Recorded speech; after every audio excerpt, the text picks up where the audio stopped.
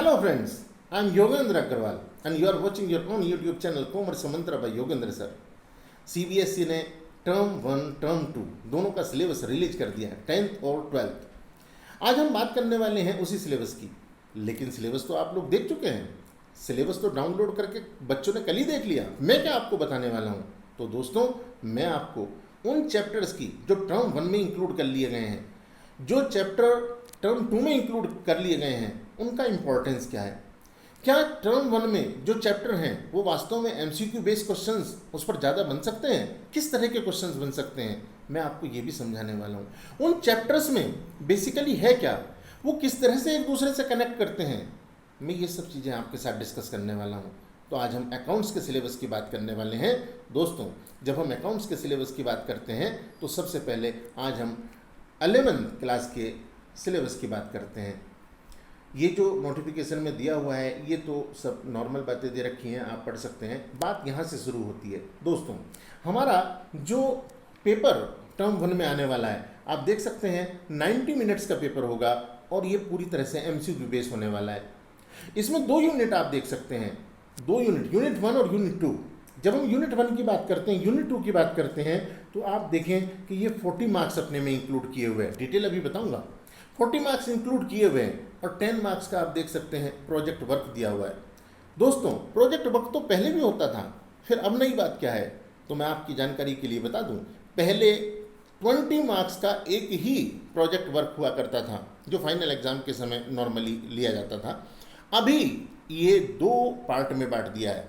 10 marks का project work आपको term 1 के साथ है और 10 मार्क्स का ही वापस से आपको एक प्रोजेक्ट वर्क दिया जाएगा जो टर्म 2 के साथ है। ये प्रोजेक्ट वर्क में क्या क्या होना है और ये किस तरीके से बनेगा, ये मैं आपको बताऊंगा। इसकी आप चिंता नहीं करिए, ये तो मुझ पर छोड़ दीजिए आप। दोस्तों, जब मैं बात करता हूँ यूनिट 1 में इन्होंने क्या दिया है, तो देखो, इन्होंने यहाँ पर हमें कह रखा है इंट्रोडक्शन टू अकाउंटिंग। सबसे पहली चीज़ है इंट्रोडक्शन टू अकाउंटिंग। तो इंट्रोडक्शन टू अकाउंटिंग में आप देखें कि यहाँ इन्होंने इंट्रोडक्शन टू अकाउंटिंग, इसमें क्या दिया हुआ होगा। तो बेटा, आप लोग पहली बार 11th में अकाउंट के दर्शन करेंगे। अब तक तो आपने कभी अकाउंट पढ़ा नहीं है, आपके लिए तो बिल्कुल अकाउंट एक नया सा सब्जेक्ट है। तो मैं आपकी जानकारी के लिए बता दूं, जब भी आप अकाउंट्स बनाते हैं उसका जितना बेस है वो यहाँ पर दिया हुआ है। बहुत सारे बच्चे थियोरेटिकल सोच करके इसको स्किप कर देते थे, लेकिन अभी तो बेटा एमसीक्यू है। एमसीक्यू का मतलब है ये इंपॉर्टेंट है आपके एग्जाम के लिए, बहुत बड़ा एरिया कवर करने वाला है। आप अगर वेटेज की बात देखें तो 12 मार्क्स का वेटेज इन्होंने दिया हुआ है। 2 चैप्टर इसमें इंक्लूड किए हुए हैं, introduction to accounting and theory base of accounting. इनमें क्या है इसकी डिटेल में भी मैं जाऊँगा अभी, लेकिन पहले चैप्टर में इंट्रोडक्शन टू अकाउंटिंग और थ्योरी बेस ऑफ अकाउंटिंग, ये 2 हमारे अकाउंट का बेस होते हैं। यानी कि अगर हमने इन्हें बढ़िया से कर लिया तो हमें जीवन में कभी अकाउंट नाम की चीज़ से डर नहीं लगेगा। लेकिन अगर ये हमारे कमज़ोर रह जाते थे, मैं 21 साल मुझे पढ़ाते हुए हो गए, लेकिन मैं हमेशा इस बात को कहता हूँ कि ये बेस है। भले ही इसमें से आप 3 मार्क या 4 मार्क के क्वेश्चन पहले कर लिया करते थे, उनको याद कर लेते थे, लेकिन वो वास्तव में एक ब्लेंडर होता था। आपका अकाउंट आगे चल के कमज़ोर रह जाएगा। अभी एमसीक्यू होने से एक फ़ायदा आपका ये हो गया कि अब आपको इसे डिटेल पढ़ना पड़ेगा, क्योंकि एमसीक्यू का मतलब है आपको डिटेल कंसेप्ट आने चाहिए, आपको कंसेप्ट वाइज स्टडी करनी ही पड़ेगी।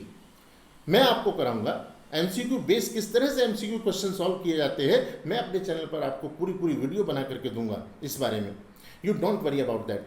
अब बात करते हैं इनकी डिटेल की थोड़ी सी कि इंट्रोडक्शन टू अकाउंटिंग में है क्या। चलिए, जब हम बात करते हैं तो ये देखिए, हमारा इंट्रोडक्शन टू अकाउंटिंग में सबसे पहले ये कहते हैं अकाउंटिंग कंसेप्ट। अकाउंटिंग कंसेप्ट क्या होते हैं, ऑब्जेक्टिव क्या होते हैं, एडवांटेजेस क्या होते हैं। अब हमारे अकाउंटिंग के जो कंसेप्ट हैं, जो हमारे अकाउंट का बेस हुआ करते थे, अब आपको डिटेल में पढ़ने पड़ेंगे। मैं आपको समझाऊंगा, एक एक समझाऊंगा, आप कभी भूले ना, ऐसा समझाऊंगा। अकाउंटिंग कंसेप्ट, ऑब्जेक्टिव, एडवांटेजेस, इसके क्या ऑब्जेक्टिव हैं, क्या एडवांटेजेस हैं। अगर इन्हीं को ही मैं डिटेल बेस मान लूँ और फिर इसके आगे के टॉपिक्स पढ़ूँ तो आपको ये समझ में आते चले जाएंगे। एक दूसरे से लिंक हैं, आप आइसोलेशन में नहीं पढ़ सकते हैं। कोई से भी टॉपिक को आप आइसोलेशन में नहीं पढ़ सकते हैं, सब एक दूसरे से सीडी की तरह से हैं। पहले स्टेप पे जाएंगे, दूसरे स्टेप पे जाएंगे, तीसरे स्टेप पे जाएंगे। जो आइसोलेशन में पढ़ने की गलती करेगा वो इनको सीख नहीं पाएगा। क्योंकि एमसीक्यू का क्वेश्चन, ये बात दिमाग में डाल लीजिए कि 4 ऑप्शन अगर आपको आएंगे तो वो चारों ऑप्शन एक से ही लगते हैं भाई। पहली नज़र में लगता है ए सही होगा, दूसरी नज़र में लगता है बी सही होगा, तीसरी नज़र में लगता है ना सी सही होगा इसका, और फिर हम तुक्का मार करके आ जाते हैं। एमसीक्यू मतलब ये नहीं है फ्री के मार्क्स, बल्कि बहुत मेहनत के मार्क्स होने वाले हैं, तो उसको हमें पढ़ना भी उसी एंगल से पड़ेगा। अब हम बात करें इसमें दूसरा topic, basic accounting terms. Basic accounting terms में हम जब अकाउंट की बात करते हैं, हर सब्जेक्ट की अपनी एक टर्मिनोलॉजी होती है, उसमें कुछ टर्म्स यूज होती हैं। अगर मैं डॉक्टर बनने की बात करूं, मैं बायोलॉजी की बात करूं, तो वहाँ पर कुछ ऐसी टर्म्स हैं जो नॉर्मल लाइफ में हमारे जीवन में नहीं आती हैं। ऐसी अकाउंट की जब मैं बात करूं तो यहाँ कुछ ऐसी टर्मिनोलॉजी है, ऐसे टर्म्स यूज होते हैं जो हमें स्पेसिफिकली जानना जरूरी है, और वहाँ पर भी एमसीक्यू आपके निकलेंगे। कैसे निकलेंगे वो मैं बताऊँगा, लेकिन आपको ये जानना जरूरी है कि आप याद करेंगे, समझेंगे। बात करें इसमें हमारा दूसरा थ्योरी बेस ऑफ अकाउंटिंग, इसमें हम क्या पढ़ने वाले हैं? Fundamental accounting assumptions. ये फंडामेंटल अकाउंटिंग एजम्पशन क्या होती हैं? बहुत महत्वपूर्ण है। आप किसी भी लेवल की पढ़ाई करें, ये आपके लिए हमेशा इंपॉर्टेंट रहती हैं। फंडामेंटल अकाउंटिंग एजम्पशन मतलब आधारभूत ऐसी अकाउंटिंग एजम्पशंस जिनको लेकर के हम अकाउंटिंग करते हैं। जब हम अपने अकाउंट बनाते हैं, अपने अकाउंट बनाते हुए इन चीज़ों को हम दिमाग में रखते हैं। ये कौन कौन सी अकाउंटिंग एजम्पशंस हैं, किन अकाउंटिंग एजम्पशंस को हम फंडामेंटल अकाउंटिंग एजम्पशन कहते हैं, और उन अकाउंटिंग एजम्पशन का सही मतलब क्या है, ये अब हमें सीखना पड़ेगा। पहले काम चल जाता था, पहले तो हम क्या करते थे कि भैया अगर किसी वजह से बेसिक गोइंग कंसर्न कंसेप्ट आपको दे दिया, बेसिक अकाउंटिंग एजम्पशन है हमारी, अब इस पर 3 नंबर में आप लिखिए, क्या होता है आपने याद करके लिख दिया। लेकिन अभी वो 1 मार्कर में आने वाला है। अब 1 मार्कर क्वेश्चन में क्या होगा, उसका उस कंसेप्ट से रिलेट करते हुए क्वेश्चन तैयार किया जाएगा। अब आपको अगर ये कंसेप्ट समझ में आया हुआ है, रटा हुआ नहीं, समझ में आया हुआ है, तब आप इसे कर पाओगे। अगर आपने ये रट लिया होगा तो केस खत्म, फिर आप इसे कर नहीं पाओगे, फिर आपको चारों ऑप्शन एक से ही लगेंगे। इसका मतलब ये आपको समझने होंगे। अब हमें कुछ कंसेप्ट आगे दे रखे हैं, जैसे इन्होंने बिजनेस मनी मेजर कंसेप्ट है, going concern concept, accounting period, ये सारे के सारे कंसेप्ट हम पढ़ेंगे। ये सब चीज़ें इसमें हमारी आएंगी। पूरी तरह से आप इसे थ्योरी बेस कह सकते हैं, लेकिन ये थ्योरी रटी हुई होगी जो कि पहले होती थी, तब तो आपका काम नहीं चलेगा एमसीक्यू में। अगर आपने ये समझ ली तब आपका काम एमसीक्यू के लिए भी चलेगा, आप एमसीक्यू में भी मार्क्स गेन पर कर पाओगे, और साथ ही साथ आप आने वाले समय के लिए अकाउंट का एक बेहतर बेस भी बना पाओगे। मेरी इस बात को याद रखना बच्चों। चलिए इसके बाद हम बात करें अगर यूनिट 2 की, ये तो कुछ खास बातें मैंने इसकी बताई। यूनिट 2 की अगर बात करें तो अकाउंटिंग प्रोसेस के नाम से हमें दिया हुआ है 28 मार्क्स का वेटेज इसमें दिया हुआ है। तो अकाउंटिंग प्रोसेस में आएगा क्या? अब ये कहते हैं रिकॉर्डिंग ऑफ बिजनेस ट्रांजेक्शन्स, इसमें पहला पॉइंट दिया हुआ है रिकॉर्डिंग ऑफ बिजनेस ट्रांजेक्शन्स, और इसका बड़ा वेटेज होने वाला है। रिकॉर्डिंग ऑफ बिजनेस ट्रांजेक्शन्स का मतलब क्या है, और इसमें कौन कौन से पॉइंट इन्होंने टॉपिक इन्होंने डाल रखे हैं। पहला, अगर मैं बात करूं vouchers and transaction source documents, ये वाउचर क्या चीज़ होती हैं? तो वाउचर एक एविडेंस की तरह से काम करता है। मैंने मान लीजिए 1 लाख रुपीज़ की सेल की, अब उस सेल को मेरे पास एविडेंस क्या है, वो वाउचर्स होते हैं। अब ये बात हमें थोड़े से उसमें तो समझ में आ गई, लेकिन प्रैक्टिकली कैसे अप्लाई करेंगे, कैसे इस पर एमसीक्यू बनेंगे, ये चीज़ हमें देखनी पड़ेगी। हमारे पास क्या सोर्स डॉक्यूमेंट नाम की चीज़ क्या होती है, सोर्स डॉक्यूमेंट क्या होते हैं हमारे, जब एक बेस है हमारी अकाउंटिंग का कि अगर किसी वजह से हमारे पास सोर्स मैंने मान लीजिए गुड्स सेल की, अब हमारे पास में इनवॉइस नाम की चीज़ है। इनवॉइस मतलब बिल आप कह सकते हैं, अभी आप जानते नहीं तो बिल कह सकते हैं इसे। अब बिल ही नहीं होगा तो आप रिकॉर्डिंग किस बेस पे करेंगे, यानी कि जिस बेस पे आप रिकॉर्डिंग के लिए स्टेप आगे बढ़ाते हैं, बस वही तो है आपका सोर्स डॉक्यूमेंट। देसी तरीके से अगर हम अभी समझें, वैसे तो डिटेल इसको समझेंगे कि चीज़ क्या है हमारी, लेकिन मैं आपको एक आइडिया देना चाहता हूँ। अब मैं बात करता हूँ कि ये जो वाउचर्स हैं या हमारे सोर्स डॉक्यूमेंट हैं या हमारा वाउचर कैसे प्रिपेयर करते हैं, ये सब हमारे इसमें दे रखा है। अकाउंटिंग इक्वेशन अप्रोच एक होती है। अब अकाउंटिंग इक्वेशन अप्रोच यहाँ बताने की तो स्थिति नहीं है भाई, लेकिन अकाउंटिंग इक्वेशन अप्रोच हमारे लिए महत्वपूर्ण है। किस सेंस में? जब हम अपने फाइनल अकाउंट बनाते हैं वहाँ ये काम आने वाली है, वहाँ से सीधे रिलेट करेगी। अगर आपने ये यहाँ सीख लिया तो सेकंड टर्म में आने वाला फाइनल अकाउंट आपके लिए आसान हो जाएगा। जबकि फाइनल अकाउंट में बच्चे अक्सर कहते हैं कि अगर किसी वजह से हम फाइनल अकाउंट के अपने अकाउंट्स टैली कर दें तो बड़ी बात है, लेकिन ये उन्हीं लोगों के लिए होती है जो इसे याद करते हैं। समझेंगे, हम डिटेल समझेंगे। इसके बाद में हमारा recording of transaction, books of original entry, ये सब चीज़ें हमारा जो जर्नल एक नाम होता है। अब जब अकाउंट आप पढ़ोगे तो अकाउंट में बेटा जर्नल एक ऐसी चीज़ है जिसे अभी भी सुनोगे, 12th में पहुंच जाओगे वहाँ भी सुनोगे, और आगे भी जहाँ तक पढ़ोगे वहाँ सुनोगे ही सुनोगे इसे। तो बेटा ये जर्नल क्या होती है, सेल बुक क्या होती है, परचेज बुक क्या होती है, ऑल दीज कंसेप्ट। अब यहाँ से एमसीक्यू कैसे निकलेंगे, मेन बात ये है। जब तक बात बड़े बड़े क्वेश्चंस आने की होती थी तो समस्या नहीं थी, लेकिन अब बड़े बड़े क्वेश्चंस नहीं, आपको यहाँ से एमसीक्यू निकालने हैं। एमसीक्यू निकालने का मतलब है कि आपको इसे ध्यान से सीखना ही पड़ेगा, ध्यान से पढ़ना ही पड़ेगा, समझना ही पड़ेगा। तो बेटा इसके बाद में यहाँ हमें एक पॉइंट दे रखा है लेजर। जर्नल के बाद दूसरी अगर कोई महत्वपूर्ण चीज़ है हमारे अकाउंट्स में बेस के रूप में तो वो जर्नल है, लेजर है। लेजर कैसे बनते हैं, बहुत छोटी छोटी सी टेक्निक हैं, ट्रिक हैं, मैं आपको जो सिखाऊंगा और बताऊंगा वो आपके एमसीक्यू में भी काम आएंगी और साथ ही साथ आपको लेजर को डिटेल में भी सिखाएंगी। इसके बाद में हमारे एक टॉपिक दे रखा है बैंक रिकन्सिलेशन स्टेटमेंट। अब 28 मार्क्स में इसका भी वेटेज है। अब बैंक रिकन्सिलेशन स्टेटमेंट क्या होता है, तो बेटा यहाँ से जब बड़ा क्वेश्चन आता था तब तो थोड़ी सी टेंशन बच्चों को हो जाती थी, लेकिन अब जब ये एमसीक्यू में आ गया है तो जानते हैं टेंशन कम हो जाएगी क्या?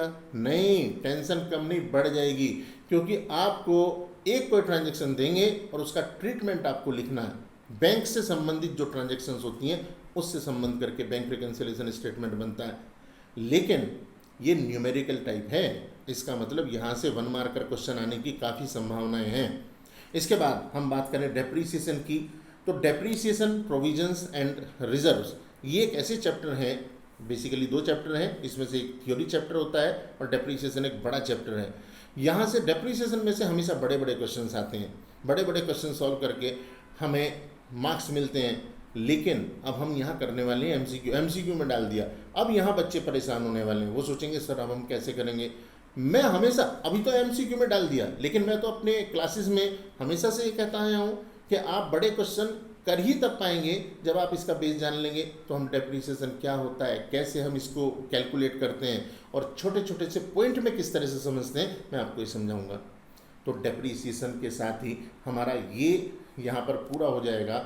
और बात अगर हम करें प्रोजेक्ट वर्क की, तो प्रोजेक्ट वर्क क्योंकि 10 मार्क का यहाँ पर है और 10 मार्क का आपका दूसरे टर्म में आएगा, इन प्रोजेक्ट वर्क में क्या क्या आता है, कैसे आएगा, तो इसके लिए तो एक अलग ही वीडियो बनाऊंगा, ठीक है। अभी फ़िलहाल हमने टर्म 1 की बात की, अब बात करते हैं टर्म 2 के एग्ज़ाम में क्या आने वाला है। तो भाई टर्म 2 में हमारे जो टॉपिक्स डाल रखे हैं वो सुनिए। टर्म 2 में ये कहते हैं कि हमारे अकाउंटिंग प्रोसेस, अब अकाउंटिंग प्रोसेस में इन्होंने 12 मार्क्स का वेटेज दे करके एक चीज़ लिखी हुई है, और वो क्या है, वो कहते हैं accounting for bill of exchange. Bill of exchange का एक बड़ा चैप्टर है, बड़े बड़े क्वेश्चन जब आते थे तब तो कोई बात नहीं। जर्नल एंट्री बेस्ड चैप्टर है, यानी कि जर्नल एंट्रीज बनाना इसमें बेसिकली हम सीखते हैं, लेकिन किन छोटी छोटी बातों का ध्यान रख करके हम जो 1 मार्कर क्वेश्चन हमें आते, अगर ये वहाँ चला जाता तो थोड़ा सा दिक्कत हो सकती थी, क्योंकि जर्नल एंट्री बेस्ड ये चैप्टर है। अब ये डाल दिया टर्म सेकंड में, यानी कि डिस्क्रिप्टिव क्वेश्चन आएंगे। अब डिस्क्रिप्टिव क्वेश्चन आने का मतलब ये है कि जैसे पहले बड़े क्वेश्चंस आते थे इसी तरह के क्वेश्चन अभी भी आपको देखने को मिलेंगे जो टर्म सेकंड में आपके लिए आएगा। Trial balance and rectification of error, ये जो trial balance and rectification of error है ये बेसिकली 2 चैप्टर हैं बेटा। पहले बात करें ट्रायल बैलेंस की, तो ट्रायल बैलेंस क्या होता है, तो ट्रायल बैलेंस हमारा एक ऐसा स्टेटमेंट है जो हमारे अकाउंट के शुद्ध होने की एक हमें संकेत देता है। मैं गारंटी शब्द यूज नहीं करूँगा, क्योंकि टैली होने के बाद भी, ट्रायल बैलेंस टैली होने के बाद भी कुछ गलतियां हमारे अकाउंट में रह सकती हैं। क्यों मैं ऐसा कह रहा हूं, जब ट्रायल बैलेंस हम डिटेल में पढ़ेंगे तो आपको समझ में आ जाएगी बात, ठीक है। इसके बाद में बात करें अगर हम दूसरे पार्ट की, रेक्टिफिकेशन ऑफ एरर्स की, तो बेटा ये रेक्टिफिकेशन ऑफ एरर का मतलब, इसकी हिंदी अगर मैं बात करूं, रेक्टिफिकेशन मतलब का है सुधार करना, ऑफ एरर्स मतलब गलतियों का सुधार करना। अब जब हमारी गलतियां हमारे अकाउंट में हो गई तो उनको कैसे सुधारें, उनके क्या नियम हैं, ये हम बात करेंगे रेक्टिफिकेशन ऑफ एरर्स में। और ये भी हमारा एक चूँकि बड़े बड़े क्वेश्चंस वाला ही चैप्टर है, टॉपिक है, तो इसमें से भी यहाँ टर्म सेकंड में ही इन्होंने डाल रखा है। यहाँ से 1 मार्क का क्वेश्चन निकालना थोड़ा सा दिक्कत वाला हो सकता था। हमारा पार्ट बी की अगर बात करें तो फाइनेंशियल अकाउंटिंग सेकंड के नाम से हमें दे रखा है। यूनिट 3 और यूनिट 4 इसमें दे रखी हैं। पहले यूनिट 3 की बात करते हैं। Financial statement of sole proprietorship from complete and incomplete records. जैसे पहले हुआ करता था बिल्कुल उसी तरीके से दे रखा है, कोई डिटेल इसमें बहुत ज़्यादा टेंशन नहीं। एक कॉन्सेप्ट है, बेस है हमारा, ट्रेडिंग अकाउंट कैसे बनाए, प्रॉफिट एंड लॉस अकाउंट कैसे बनाए, बैलेंस शीट कैसे बनाए। अब उस कॉन्सेप्ट को अगर हम शुरुआत में समझ गए तो हम उसके बड़े बड़े क्वेश्चन इजीली कर पाएंगे। लेकिन अगर उसे हमने समझने के बजाय याद करने की कोशिश की तो फिर वही वाली बात है जो मैं हमेशा से कहता हूँ कि आप कुछ क्वेश्चंस तो कर सकते हो, 10-20 क्वेश्चन जो भी बुक आप रेफ़र कर रहे हो तो उस बुक में से आप वो 10-20 दिए हुए क्वेश्चन कर लोगे, लेकिन जो नेक्स्ट क्वेश्चन आएंगे, मान लो 21वां क्वेश्चन, 20 आपने की, 21वां क्वेश्चन कैसे करोगे, आपके लिए वो उतना ही डिफ़िकल्ट होगा जितना पहला था। अगर आपने समझ लिया तो ये बहुत आसान सा कंसेप्ट है। जब आप इसके वीडियो लेक्चर देखोगे तो आपको खुद समझ में आ जाएगा, डिफ़िकल्ट नहीं है। जो इसे डिफ़िकल्ट कहता है वो ऐसे ही बस मजाक करते हैं, कोई ख़ास चीज़ इसमें नहीं है। तो हमारा ये होने के बाद यूनिट 4 देखो बेटा, 11th क्लास में कंप्यूटर्स इन अकाउंटिंग। अब ये टॉपिक कंपलसरी है, मतलब ये है कि आपको ये करना ही पड़ेगा, ऑप्शन नहीं है। 12th की अगर मैं बात करूं तो 12th में तो ये ऑप्शन ही होता है, कंप्यूटर इन अकाउंटिंग आप लें या नहीं लें, लेकिन यहाँ पर आपके लिए कंपलसरी है और 8 मार्क्स इसके वेटेज के दिए गए हैं। और यहाँ से डिस्क्रिप्टिव क्वेश्चन आपको आएंगे। जिनका कंप्यूटर में पहले से ही बहुत अच्छा हाथ है वो तो जाहिर सी बात है कि इसको आसानी से कर लेंगे, जो पहले से बहुत अच्छा कंप्यूटर जानते हैं उन्हें तो बस उसमें अकाउंट मिक्स करना है और काम हो जाएगा। लेकिन जिनके लिए कंप्यूटर भी नया ऐसा है, जो बच्चे कंप्यूटर में भी हाथ तंग है जिनका, उनके लिए थोड़ा सा डिफ़िकल्ट हो सकता है, लेकिन फिर भी ज़्यादा डिफ़िकल्ट नहीं है, उसकी टेंशन मत लीजिए। प्रोजेक्ट वर्क मैंने बताया था 10 मार्क्स का आपका टर्म 2 के साथ है और 10 मार्क्स का आपका टर्म 1 के साथ है इस बार, वरना तो 20 मार्क्स का ये प्रोजेक्ट वर्क एक साथ ही होता था पहले। अब हम 11th के बाद अगर बात करें 12th क्लास के लिए, तो 12th क्लास का हमारा किस तरह से होगा, देखिए 12th ये लीजिए हमारा टर्म 1। जब हम एमसीक्यू बेस की बात करते हैं तो सेम यहाँ पर भी ऐसे ही है बेटा कि 90 मिनट्स का ये हमारा पेपर होना है। एमसीक्यू बेस होगा, मतलब इसमें कोई ऐसी बात नहीं है कि इसके कुछ मिनट 11 से कुछ ज़्यादा अलग करी हैं, ऐसा कुछ नहीं है। एमसीक्यू बेस ही ये है। अब हमें बस ये सोचना और देखना है कि एमसीक्यू बेस होने की वजह से हमें किसी टॉपिक में फ़ायदा होगा या किसी टॉपिक में नुकसान होगा। मतलब जिसको एमसीक्यू बेस में डाला गया है हमारे सिलेबस में, क्या वास्तव में वो एमसीक्यू बेस होने लायक ही है? तो देखते हैं। सबसे पहले बात करें अकाउंटिंग फॉर पार्टनरशिप फर्म की। अब अकाउंटिंग फॉर पार्टनरशिप फर्म ये सबसे बड़ा सा एक चैप्टर हुआ करता था हमारे इसमें, जो आपकी बुक है, आपका सिलेबस है, इसके अलग अलग कई सारे टॉपिक में बटा हुआ होता है। 7-8 टॉपिक में बांट करके नॉर्मली बुक्स प्रेजेंट करती हैं। उसमें से पहले 3 टॉपिक इन्होंने यहाँ पर हमें दे रखे हैं जो एमसीक्यू बेस में डाल दिए हैं। अब जैसे पहला है फंडामेंटल। अब फंडामेंटल में पार्टनरशिप क्या है, कौन से एक्ट से ये गाइड होती है, ये सब चीज़ें बता रखी हैं हमें, और कुछ पार्टनरशिप की और बेसिक चीज़ें बता रखी हैं। एक हमारा change in profit sharing ratio, मतलब अगर किसी वजह से हमारा कोई पार्टनर आ जाए, चला जाए, तो हमारी जो शेयरिंग रेशो है वो चेंज हो जाएगी, या हम जो पहले से ही पार्टनर हैं वही अपनी प्रॉफिट शेयरिंग रेशो को चेंज कर लें। तो इसका मतलब ये है कि अगर change in profit sharing ratio होगा तब हम उसे कैसे करेंगे। एमसीक्यू बेस में ये डाल दिया है इन्होंने। तो बेटा यहाँ वास्तव में छोटे छोटे ही क्वेश्चन बनते हैं। ये अच्छा है इन्होंने एमसीक्यू बेस में डाल दिया है, यानी कि यहाँ से आप एमसीक्यू बेस आसानी से कर पाओगे, चाहे फंडामेंटल की बात हो, चाहे आपके दूसरा change in profit sharing ratio की बात हो। अब बात करें अगर तीसरे, एडमिशन ऑफ ए पार्टनर। जब हम एडमिशन ऑफ ए पार्टनर की बात करते हैं तो एडमिशन मतलब एक नए पार्टनर को अपने पार्टनरशिप फर्म में लेना। अब पार्टनर नया आएगा पार्टनरशिप फर्म में तो इसके थोड़े से बड़े क्वेश्चंस हुआ करते थे, लेकिन अभी 1 मार्कर क्वेश्चन हम यहाँ देखने वाले हैं। तो 1 मार्कर क्वेश्चन के हिसाब से ये आपके लिए थोड़ा आसान हो गया है, क्योंकि कैलकुलेशन जितनी है वो फंडामेंटल में और change in profit sharing ratio में आप काफ़ी हद तक सीख लेते हो। अब यहाँ हमारी क्या क्या पॉइंट्स हैं, मैं आपको अगर इसकी डिटेल करना चाहूँ थोड़ी सी तो दिखाइए। अकाउंटिंग फॉर पार्टनरशिप फर्म, तो change in profit sharing ratio और एडमिशन ऑफ पार्टनर। तो मैं एडमिशन ऑफ पार्टनर को पढ़ता हूँ। तो effect of admission of A partner on change in the profit sharing ratio, मतलब अगर एक नया पार्टनर आएगा तो हमारी जो प्रॉफिट शेयरिंग रेशो है उसमें क्या चेंज होगा। जैसे मान लीजिए हम 2 पार्टनर हैं और सपोज कीजिए इक्वल पार्टनर हैं, तो 1/2 शेयर मेरा और 1/2 शेयर दूसरे का।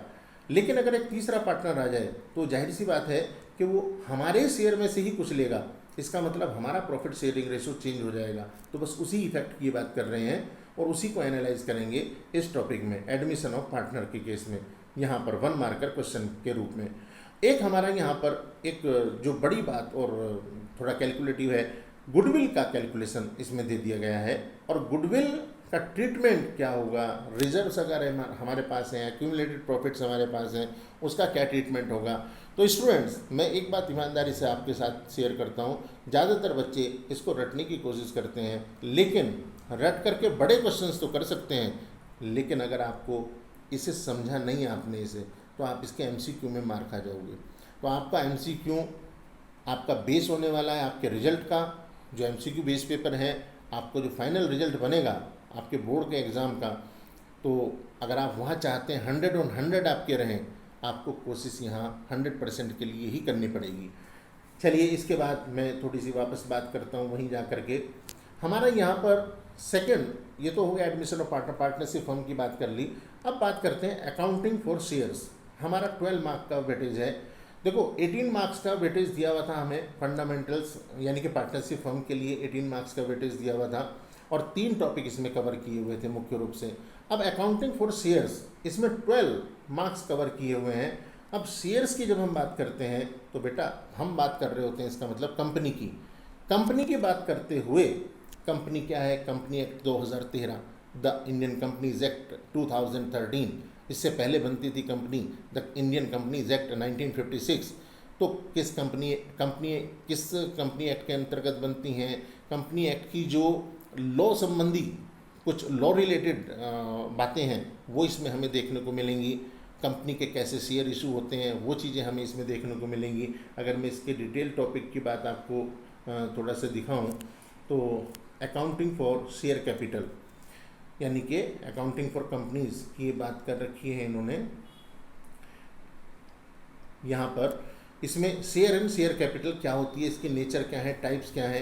अकाउंटिंग फॉर शेयर कैपिटल, हमारी शेयर कैपिटल की अकाउंटिंग हम कैसे करते हैं, ये सारी चीज़ें इसमें दिखा रखी हैं।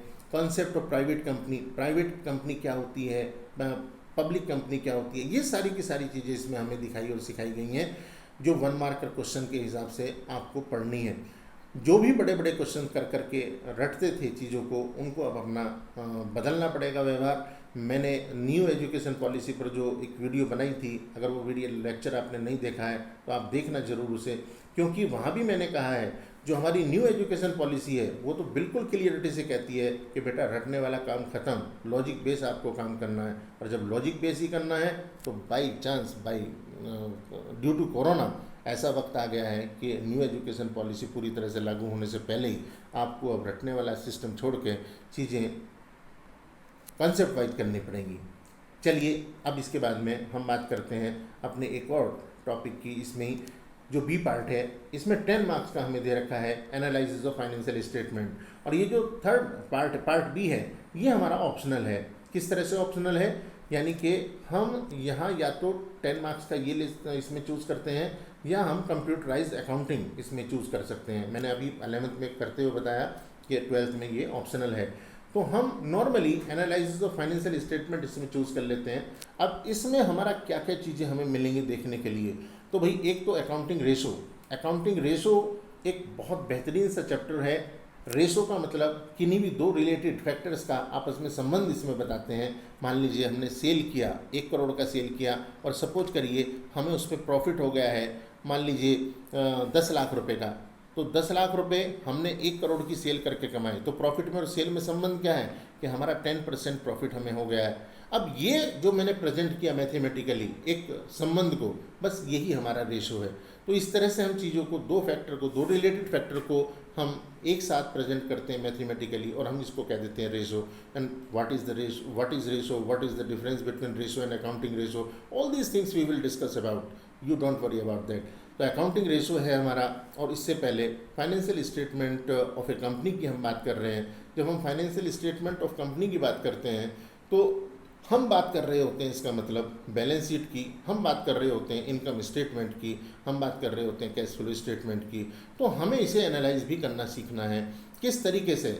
अब ये चीज़ें एक दूसरे पर डिपेंड करती हैं, एक ही टॉपिक में है इन्होंने डाल रखी हैं, एनालिसिस ऑफ फाइनेंशियल स्टेटमेंट, क्योंकि एक दूसरे से लिंक भी हैं। तो बेटा ये 10 मार्क्स में आपको दी हुई हैं। अब आप कंप्यूटराइज अकाउंटिंग या इसमें से जो भी चूज़ करते हो उसके हिसाब से आप देखेंगे, लेकिन टर्म 1 में आपका 10 मार्क्स का प्रोजेक्ट वर्क भी है। यहाँ भी मैं वही बात कहूँगा कि पहले आपका ये 10 मार्क्स का ना हो करके 20 मार्क्स का होता था, और बोर्ड का एक ही बार चूँकि एग्ज़ाम होता था तो ये 20 मार्क्स का एक बार ही आपका प्रोजेक्ट इवेल्युएट होता था। लेकिन अभी ये सिचुएशन बदल चुकी है, और इस तरीके से आपका टर्म 1 50 मार्क्स का टोटल आपके सामने होगा। अब जब हम इस टर्म 1 की MCQ बेस की बात कर लेंगे तो फिर हमारा टर्म 2 हमारे सामने आएगा, और टर्म 2 में जो टॉपिक्स दिए हुए हैं उनके बारे में थोड़ी सी बात करते हैं। तो accounting for non profit organisation, ये पहले भी 10 मार्क्स की थी हमारे लिए वेटेज में, और अभी भी 10 मार्क्स की है, लेकिन ये टर्म 2 में है। टर्म 2 में होने का मतलब है कि यहाँ से डिस्क्रिप्टिव क्वेश्चंस आएंगे। इसका मतलब ये है कि जैसे पहले आते थे उसी तरह से अब भी यहाँ से क्वेश्चन आएंगे, नो चेंज। इसके बाद बात करें, अगर पहले NPO को अगर मैं थोड़ा सा आपको समझाना चाहूँ तो NPO का मतलब बेटा होता है कि नॉन प्रॉफिट ऑर्गेनाइजेशन या नॉट फॉर प्रॉफिट ऑर्गेनाइजेशन, मतलब ऐसी संस्थाएं, ऐसी ऑर्गेनाइजेशंस जो प्रॉफिट कमाने के लिए काम नहीं करती हैं, उनका मोटिव प्रॉफिट कमाना नहीं होता है, लेकिन फिर भी प्रॉफिट तो ही सकता है। तो ऐसी संस्थाएं अपनी अकाउंटिंग कैसे करती हैं, अपने चीज़ों को अकाउंट फॉर तो सभी को करना पड़ेगा, हिसाब तो सभी को रखना पड़ेगा, तो भाई वो अकाउंट फॉर कैसे करती हैं, बस यही सिस्टम हमें यहाँ इस NPO में सिखाया जाता है। और 10 मार्क्स का ये है, डिस्क्रिप्टिव क्वेश्चंस आएंगे, कैसे इसको सॉल्व करें आसान तरीके से, कैसे इसे आसान बना दें, ये चीज़ मैं आपको सिखाऊंगा आने वाली वीडियो लेक्चर्स में, डेफिनेटली बताऊंगा। पूरे लेक्चर दूंगा आपको इस पर, फ्री लेक्चर, आपको किसी और सोर्स की ज़रूरत पड़ेगी नहीं। इसके बाद हमारा अकाउंटिंग फॉर पार्टनरशिप फर्म, अरे सर अभी तो जो टर्म 1 था उसमें भी था हमारा पार्टनरशिप फर्म, तो बेटा मैंने बताया था कि टर्म 1 में 3 केवल टॉपिक लिए हैं हमारे पार्टनरशिप फर्म के। पार्टनरशिप फर्म में तो 7-8 टॉपिक हैं, तो बाकी बचे हुए यहाँ करेंगे। 2 टॉपिक की यहाँ पर इन्होंने बात की है, retirement and death of partner. ये रिटायरमेंट और डेथ ऑफ पार्टनर होता क्या है, तो बेटा अगर किसी वजह से मान लीजिए हम 4 पार्टनर हैं और एक पार्टनर चाहे कि नहीं मुझे अब आपके साथ काम नहीं करना, तो ठीक है जाओ भाई तुम चले जाओ, उस जाने को हम टेक्निकली कहते हैं वो रिटायर हो गया। अब उसके रिटायर होने पर जो हम अकाउंट्स बनाएंगे, जो हम अकाउंटिंग करेंगे, बस वही हमें यहाँ सीखनी होती है। अब बात करें अगर डेथ की, तो डेथ क्या है, हाँ जी डेथ होने पर भी हमारी फर्म को बंदा छोड़ ही देगा।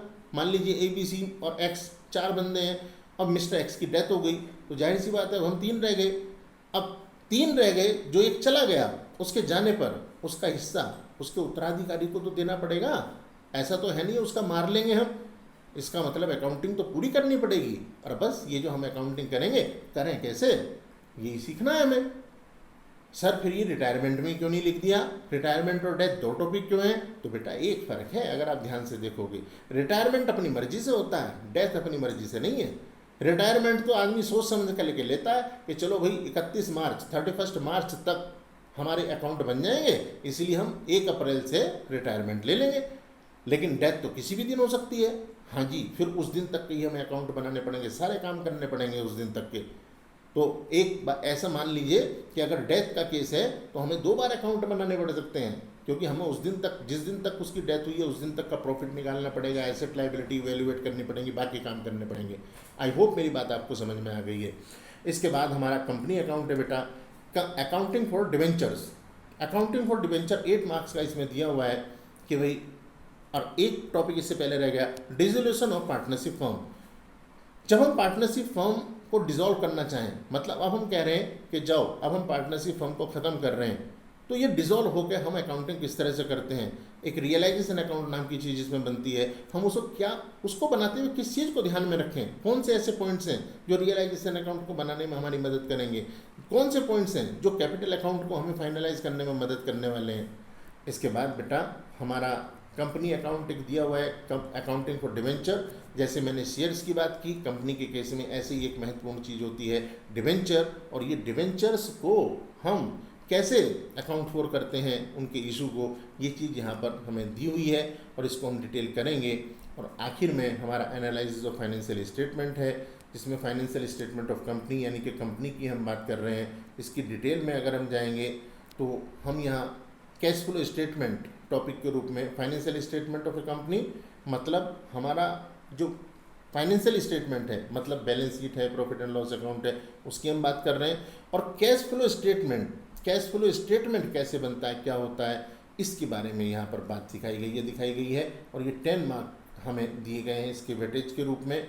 इसके बाद मैं फिर से बताऊँ, यहाँ भी ऑप्शन है, हम यहाँ कंप्यूटराइज अकाउंटिंग को चूज़ कर सकते हैं और ये भी 10 मार्क्स की ही होगी। ठीक है, ज़्यादातर बच्चे लेकिन कैश फ्लो ये फाइनेंशियल स्टेटमेंट वाले पोर्शन को ही चूज़ करते हैं।